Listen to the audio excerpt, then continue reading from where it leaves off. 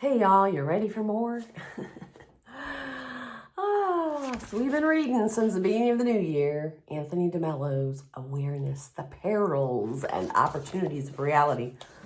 And we left off at page 19.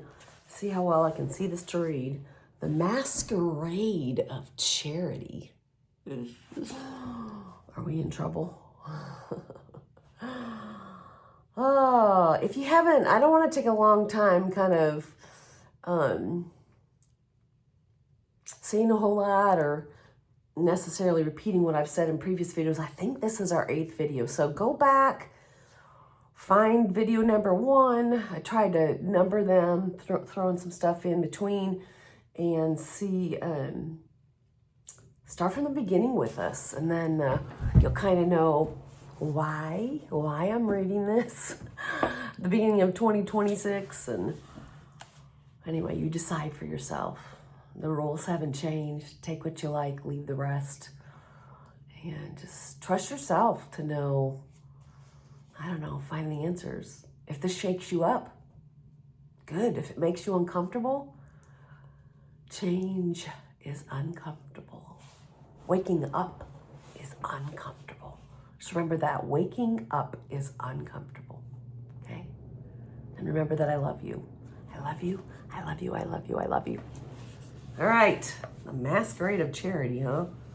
Whew. Charity is really self-interest. Boy, he doesn't give us any breaks, does he? Masquerading under the form of altruism. It's a defense mechanism. It's the top of the defense mechanism chain. So as defense mechanisms go, it's a good one, but dang, he just leaves us no wiggle room.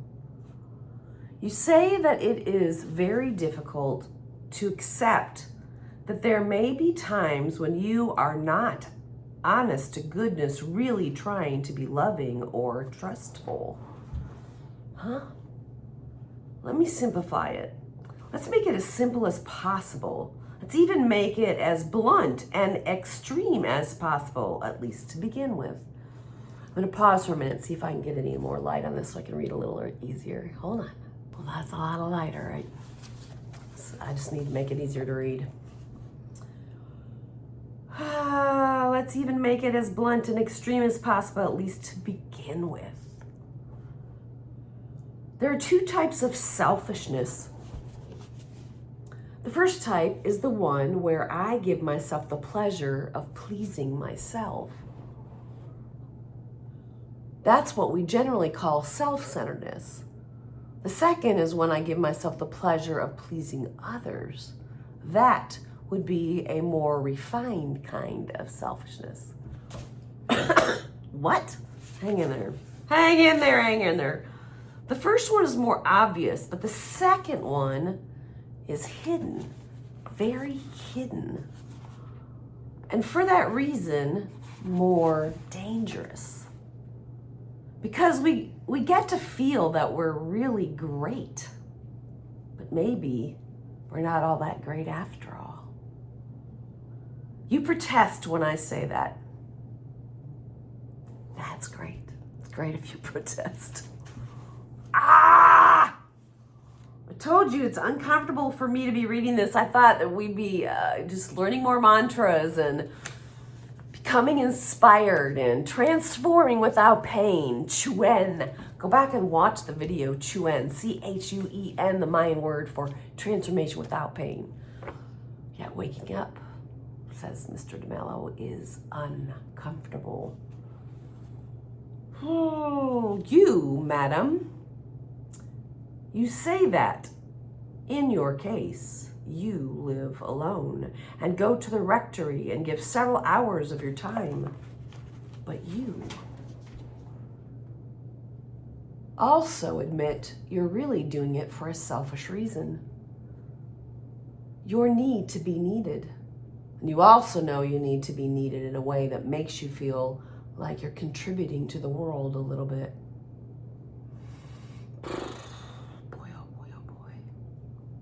I had a therapist tell me once, I feel very fortunate in life that I haven't suffered from I want to say more destructive forms of addiction, but My therapist once told me that I was addicted to being needed. I hope that's changed because he says that's more dangerous.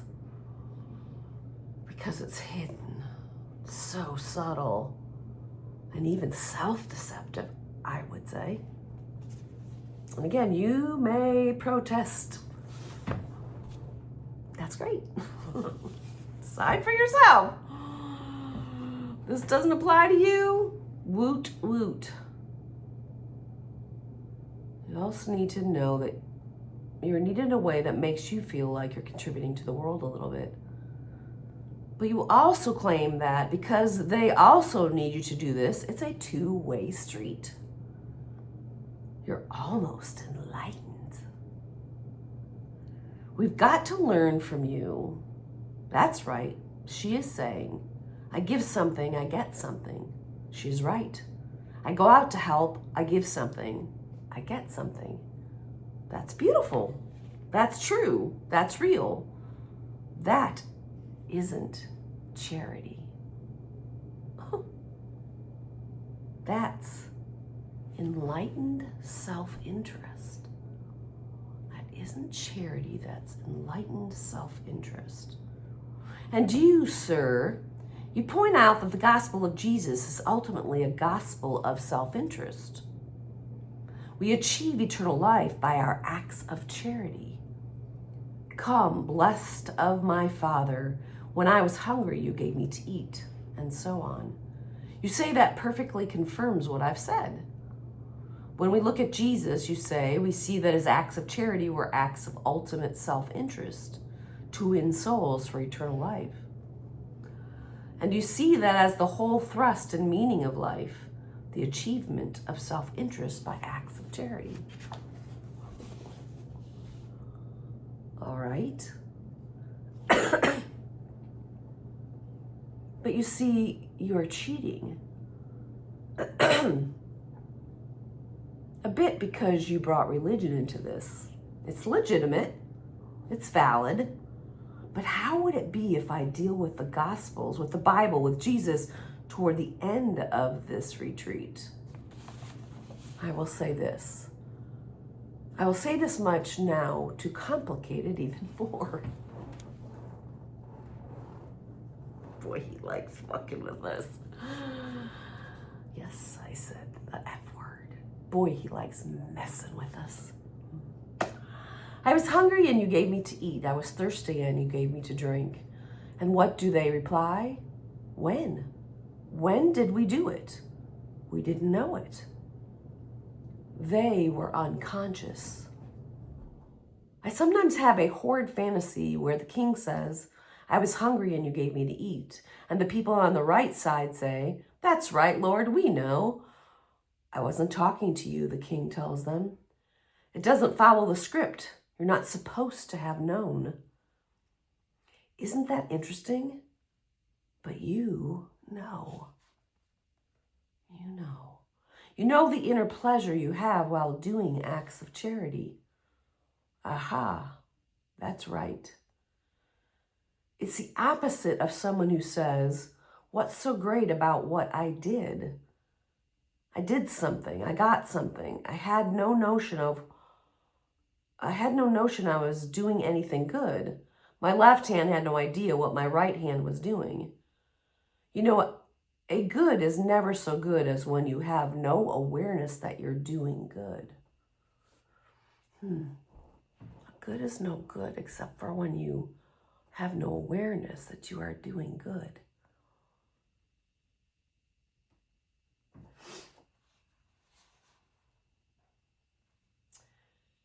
You're never so good as when you have no consciousness that you're good. Or as the great Sufi would say, a saint is one until he or she knows it. I hope that's why I'm so uncomfortable when people compliment me. I just came back from that journey to Mexico, and please don't find fault in this. That dear sweet friend who saw my beauty and named it and called me a sprite and the voice of an angel and showered me with loving compliments. felt really uncomfortable, I'm going to be honest. I don't think that's not depreciation. What's that word? Deprecating? I hope it's because I don't know. But I don't know. I don't even know what I'm trying to say right now. Unconsciousness. Some of you object to this. You say, isn't the pleasure I receive in giving, isn't that eternal life right here and now? I wouldn't know. I call pleasure pleasure and nothing more. For the time being, at least, until we get into religion later on. But I want you to understand something right at the beginning. That religion is not, I repeat, not necessarily connected with spirituality.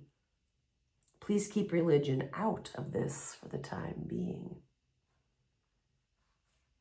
All right, you ask, what about the soldier who falls on a grenade to keep it from hurting others? And what about the man who got into a truck full of dynamite and drove it into the American camp in Beirut? How about him? Greater love than this no one has. But the Americans don't think so. He did it deliberately. He was terrible, wasn't he? But he wouldn't think so, I assure you. He thought he was going to heaven. That's right. Just like your soldier falling on the grenade.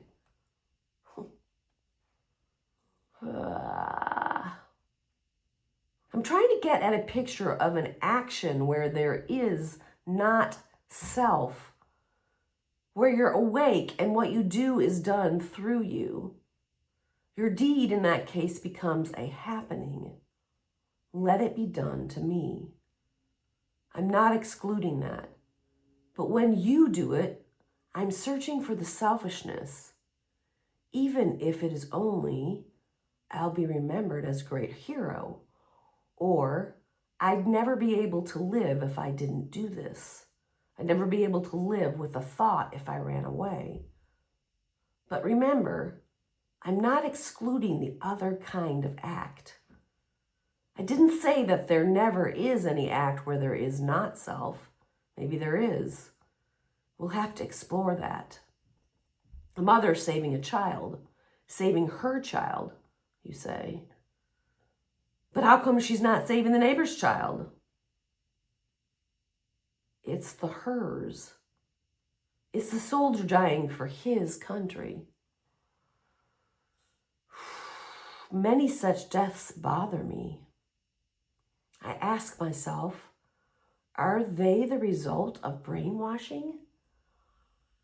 Martyrs bother me. I think they're often brainwashed.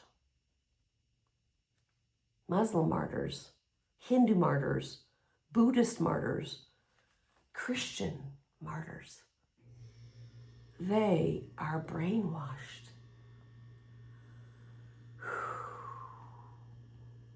God, what am I scared of right now? Nobody listening to this is still going to love me or respect me or like me or want to hear any more from my channel.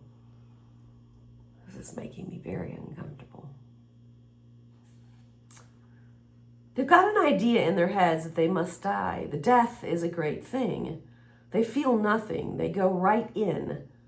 But not all of them, so listen to me properly. I didn't say all of them, but I wouldn't exclude the possibility. Lots of communists get brainwashed. You're ready to believe that. They're so brainwashed, they're ready to die.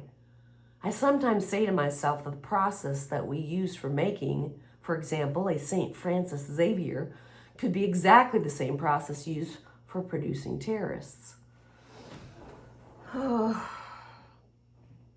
can have a man go on a 30-day retreat and come out all aflame with the love of Christ, yet without the slightest bit of self-awareness.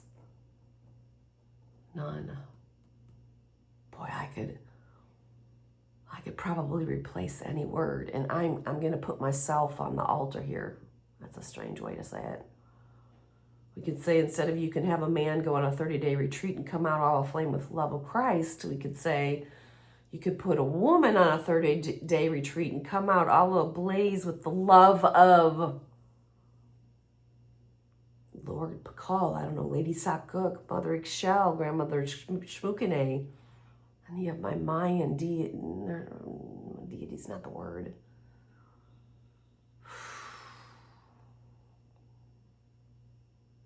Hang in there. None, yet without the slightest bit of self-awareness, none. He could be a big pain. Sorry, this is kind of blurry, but I got to keep going. He thinks he's a great saint. I don't mean to slander Francis Xavier or Mother Ixchel or Grandmother Shmukine. I'm just challenging myself, okay? Remember, take what you like, leave the rest. Don't hold me as your authority. Challenge everything you hear and find what resonates within you. Why on earth am I reading this? What could possibly be the point? I don't even know yet. Do a historical difficult man. Don't mean to slander Francis Xavier. Probably was a great saint. But he was a difficult man to live with. Okay, I didn't know that. You know, he was a lousy superior. He really was. Do a historical investigation. Ignatius always had to step in to undo the harm that this good man was doing by his intolerance. Okay? And he was obviously called a saint, wasn't he? Yeah, Saint Francis. You need to be pretty intolerant to achieve what he achieved. Go, go, go, go. No matter how many corpses fall by the wayside. Some critics of Francis Xavier claim exactly that. He used to diminish men from our society, and they'd appeal to Ignatius, who would say, "Come to Rome and we'll talk about it." And Ignatius surreptitiously got them in again. How much self-awareness was there in this situation? Who are we to judge? We don't know. I'm not saying there's no such thing as pure motivation. Thank goodness. But I mean, those of you who love me, I love you back. But even question my motivations. Question your own motivations. How often do you have pure motivation? I'm saying that ordinarily everything we do is in our self-interest. Everything. When you do something for the love of Christ, is that selfishness? He says yes, for the love of Christ. God, I can't imagine anything done for love is selfishness.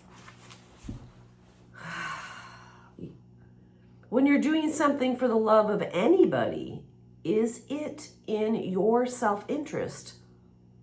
I'll have to explain that. Suppose you happen to live in Phoenix and you feed over 500 children a day. Sounds good, right? That gives you a good feeling. Well, would you expect it to give you a bad feeling? But sometimes it does. And that is because there are some people who do things so that they won't have to have a bad feeling. And they call that charity. The act out of guilt, that isn't love. But thank God, you do things for people and it's pleasurable. Wonderful. You're a healthy individual because you're self-interested. That's healthy. Okay, I'm confused. Are you? Hope you hang in there with me, or take a break if you need to. Let me summarize what I was saying about selfless charity. I said there were two types of selfishness. Maybe I should have said three. First, when I do something, or rather, when I give myself the pleasure of pleasing myself. Second, when I give myself the pleasure of pleasing others, don't take pride in that. Don't think you're a great person. You're a very ordinary person. I don't mind being ordinary. Or do I? I'm getting better at. I had a therapist say to me once, maybe you're not extraordinary at all. Maybe she said, how would it be to just be ordinary, Laura? And at the time I was like, nah, you don't see me clearly. I'm extraordinary. Because it was important to feel extraordinary at the time. I wanted to be special, be set apart. Don't we all? I'm just saying to myself now and to you, one thing you hear me repeatedly say in these videos is, this is no indictment, okay? So if it's not an indictment, hang in there. Wake up. It's uncomfortable. Waking up is uncomfortable. Don't think you're a great person. You're a very ordinary person, but you've got refined tastes. Your taste is good, not the quality of your spirituality. When you were a child, you liked Coca-Cola. Now you've grown older and you appreciate chilled beer on a hot day. You've got better taste now. I don't know about that. When you were a child, you loved chocolates. Now you're older, you enjoy a symphony and enjoy a poem. You've got better tastes. It's a little easier to agree with. But you're getting your pleasure all the same, except now it's in the pleasure of pleasing others. Then you've got the third type, which is the worst. I wasn't expecting that. When you do something good so that you won't get a bad feeling, okay? I think I get that. Oh my gosh. This hits me with, I have to tell this story real quick. Y'all know I am willing to be transparent. And I'm just going to tell you a quick story. Thought this was going to be a short video. I didn't realize how long this section was. I'll come to the end here. But Christmas Day, I went to see my mother.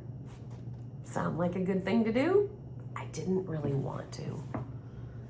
And I felt like I was coming down with a cold personally.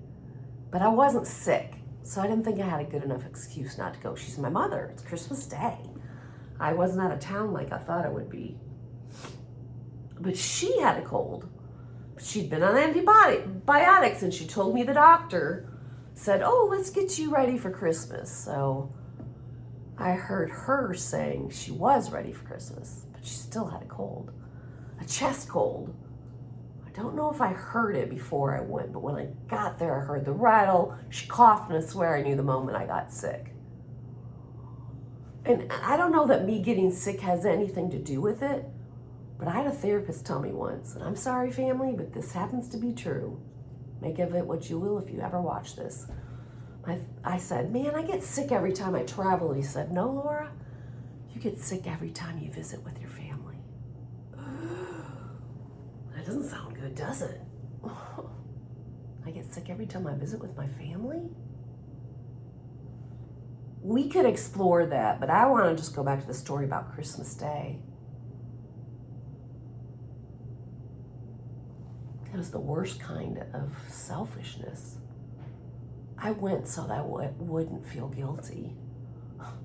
And I thought that was actually, I don't know that I would have called it altruism. I thought I was putting her needs ahead of my own, and I thought that was good. If I applied that to what he's saying here, I think of the 3 kinds of selfishness. That might be the worst one, and I will tell you, I got sick, really sick. Now, I did find out I don't have pneumonia. I know I'm self-diagnosed, and I've been calling it that through these videos for the last 10 days. Sound a little bit better, huh? You can still hear a little bit of the cough. Second round of stronger antibiotics. The chest x-ray was clear, even though I can feel the rumble, still hear the wheeze. I don't know what it was. It wasn't COVID, it wasn't the flu, not pneumonia, or maybe the pneumonia cleared up, but draw your own conclusions. I made that short story long.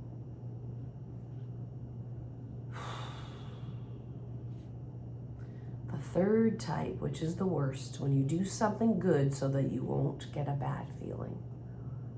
That's what I did Christmas Day.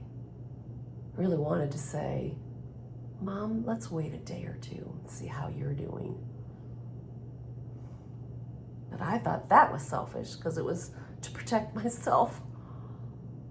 And whether that was literally, if she hadn't been sick, I still kind of needed to say that because something in me, the instinct was that it wasn't for my well-being. Boy, this is complicated, isn't it? No one told us it's okay to choose my wellness over anybody else. I can't choose to stay well or be well by hurting my mom by not going on Christmas, can I? Can I? Can you? I'm gonna say yes for myself. In case I'm watching this back and you may not agree and it may not feel true for you. Yes, Laura. Yes, Laura. I love you, I love you, I love you, Laura. And you can say no to your mother in favor of your own wellness. You've worked long and hard to be well, to be a healthy human being. And you can say no when it's going to jeopardize your well-being, even if you don't know it for a fact, you just feel it in your gut. Listen to your gut. Err on the side, and again, this may not sound true to what we've all learned, err on the side of the potential that your instinct is right. Even if 3 days later I was still well and I didn't know, I had nothing to go on, that I would have gotten sick. And I might have second guessed myself and thought I should have gone. Poor mom.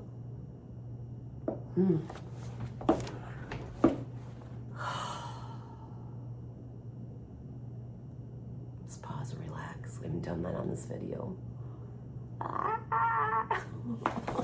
If I can, relax.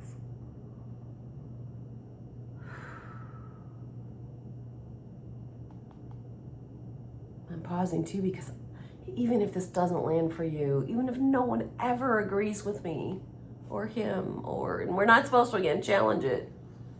What do you say about agreement? It's a different kind of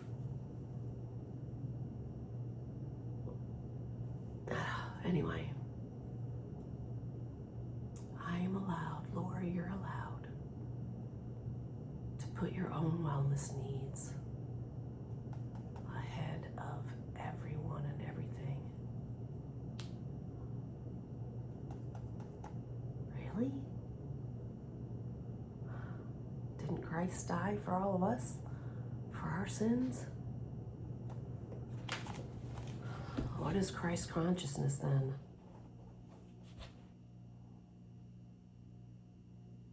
You hate it. You're making loving sacrifices, but you're grumbling. That was definitely me on Christmas Day. I thought I was making a loving sacrifice for my mom, and inside, I hated being there, I'm gonna be honest. I was angry. I was angry at myself. I couldn't understand why I was angry at her. She didn't make me come. Maybe I hold her responsible for the guilt that I felt or would have felt. I don't know. You're making sacrifices, but you're grumbling. Ha! How little you know of yourself if you think you don't do things this way.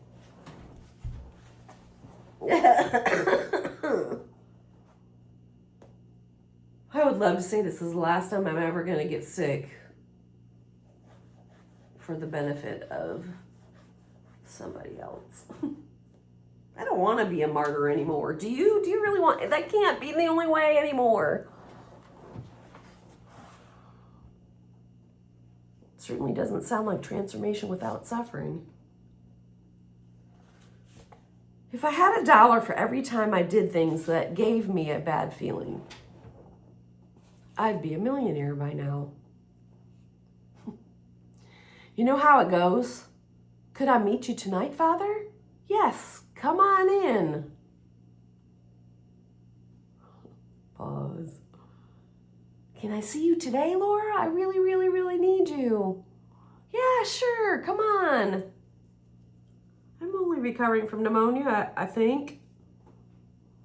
"But you need me. That's more important, right?" I don't even want my clients to hear this. Don't start reaching out when you need me. But I have asked some of you to trust that I won't say yes unless I'm well and have something to share. I'm not sure what that means anymore, given the light of all this. I don't know. I don't want to meet him, and I hate meeting him. I want to watch that TV show tonight. But how do I say no to him? I don't have the guts to say no. Come on in. And I'm thinking, oh God, I've got to put up with this pain.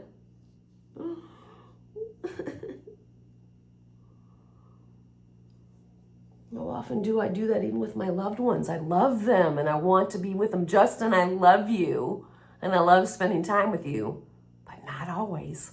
And sometimes I say yes even when I don't want to. Definitely not for the sake of watching a TV show alone. That would be horrible. I would never do that. And feel good about it. I would feel bad. So I say yes, because I don't want to feel bad. Ah!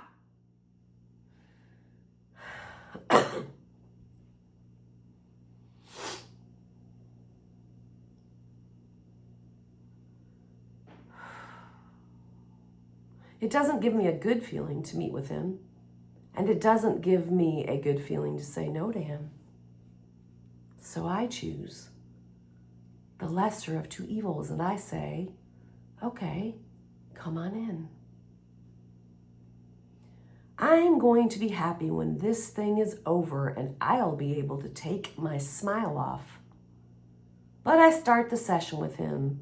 Remember, he's a psychotherapist too. But I start the session with him. I think my clients know me well enough they can tell when I'm not really there with an open, pure heart, pure motivation. And I want y'all to call me on it when you can sense that and send me home. Show that kind of selfless love. When you sense I don't need to be there, even when I've said yes. That's my challenge to you. Okay, come on in. I'm going to be happy when this thing is over and I'll be able to take my smile off. But I start the session with him. How are you? Wonderful, he says. I doubt it. And he goes on and on about how he loves that workshop. And I'm thinking, oh God, when is he going to come to the point?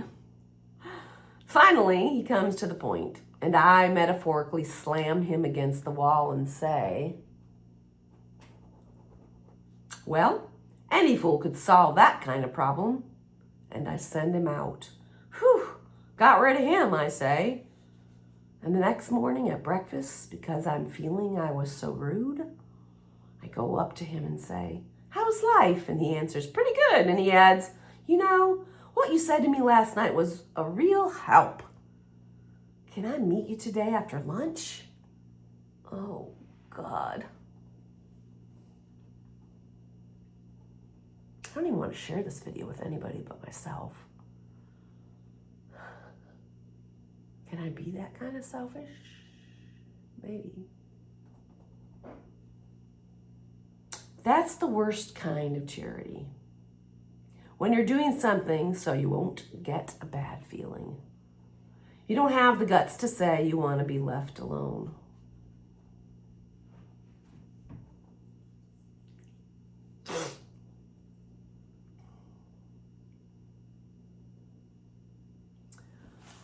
I'm going to tattle on myself again. And my dear friend Nicole, take from this what you will. Last day, very last day in Merida. And you wanted to go to Progresso, and I knew how to get us there. And part of me thought, I want to go. I want to spend my last day at the beach. Tomorrow I'm going to be home in Arkansas, and it's going to be really cold. And deep in my gut, I could feel that I needed to stay in Merida, but I was alone in my room, and it felt dark and lonely. I didn't lie to you when I said I made the choice that I wanted to, because I wanted to go to Progresso, and I wanted to be with you, my sister. I really wanted to be with a sister priestess, and I wanted to be at the beach. So I don't know how this fits into any of it. How would I have given in to my instinct in that case? Was I being undisciplined?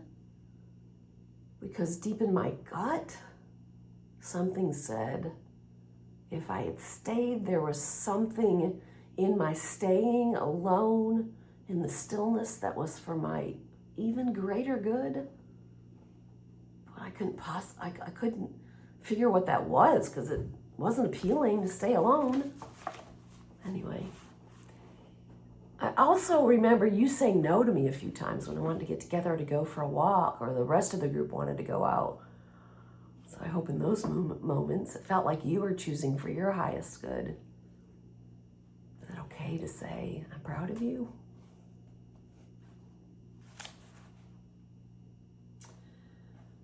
So that's the worst kind of charity, when you're doing something so you won't get a bad feeling.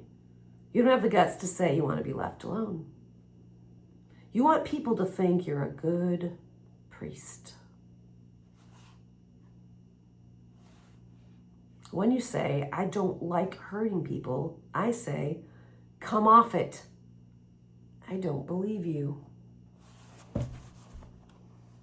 Trying to cover the dark circles. Come off it. I don't believe you. I don't like hurting people. I say that all the time. And I don't think I would have hurt Nicole to say, I don't want to go to Progresso. I think you would have figured it out on your own. You either wouldn't have gone, or I could have told you how to get to the bus station, or you would have figured out how to get there on your own. I don't think you would have been upset with me at all, and I thank you for that. I could feel that. That's genuine. That's the kind of exchange. That's the kind of friendships I want, relationships I want moving forward, where we both choose for our highest good. How lovely that would be. That feels like an awakened choice. With everybody choosing for their highest good, how well would we all be? And that includes Mother Earth.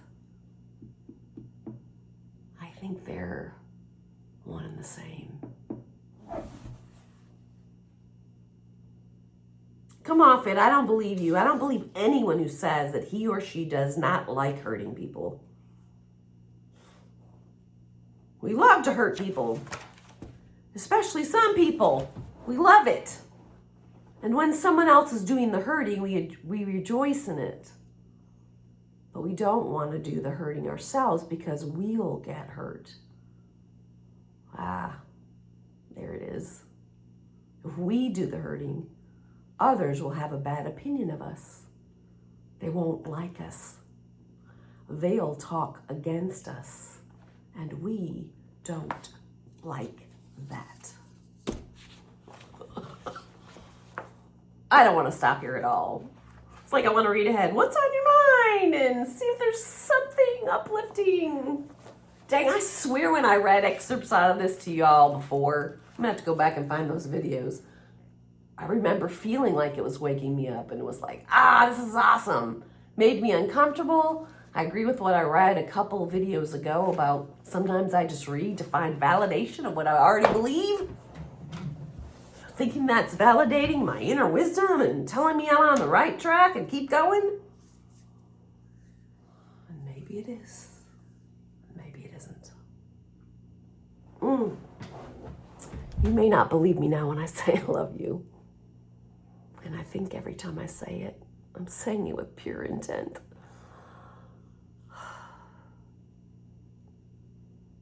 I love me.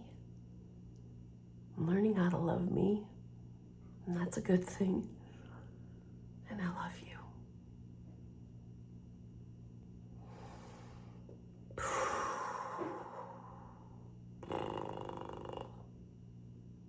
Bye for now.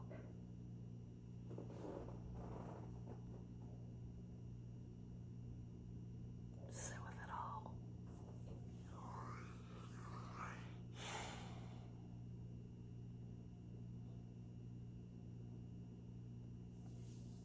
Tranquilo.